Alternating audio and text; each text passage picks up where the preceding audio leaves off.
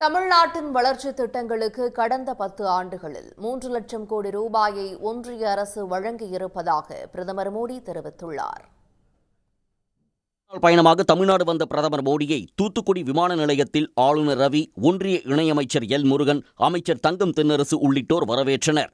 பின்னர் தூத்துக்குடி விமான நிலையத்தில் 450 கோடி ரூபாய் செலவில் உருவாக்கப்பட்டிருக்கும் புதிய மேம்படுத்தப்பட்ட முனையத்தை பிரதமர் மோடி திறந்து வைத்தார்.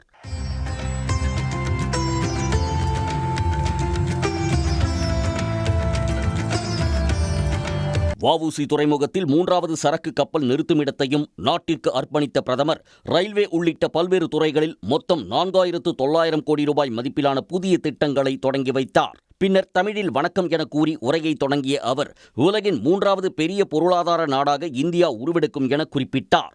வளர்ச்சியடைந்த தமிழ்நாட்டை உருவாக்குவோம் என்று கூறிய பிரதமர், தமிழ்நாட்டின் வளர்ச்சியோடு தொடர்புடைய கொள்கைகளுக்கு முன்னுரிமை அளிக்கப்படும் என்றார். पिछले एक दशक में केंद्र सरकार ने डिवॉल्यूशन के जरिए तमिलनाडु को 3 लाख करोड़ रुपए भेजे हैं. ये अमाउंट पिछली यूपीए सरकार द्वारा भेजी गई राशि की तुलना में मोर देन 3 टाइम्स है. தூத்துக்குடி நிகழ்ச்சியை முடித்துக் கொண்டு திருச்சி சென்ற பிரதமர் இரவு அங்கு தங்கியுள்ளார்.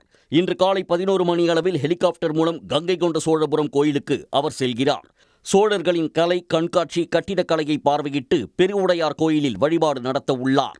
பின்னர் ஆடி திருவாதிரை நிறைவு விழாவில் பங்கேற்கும் மோடி இசையமைப்பாளர் இளையராஜாவின் திருவாசகம் இசை நிகழ்ச்சியை காண உள்ளார். பிரதமரின் வருகையை ஒட்டி கங்கை கொண்ட சோழபுரம் சுற்றுவட்டார பகுதிகளில் பலத்த பாதுகாப்பு ஏற்பாடுகள் செய்யப்பட்டுள்ளன.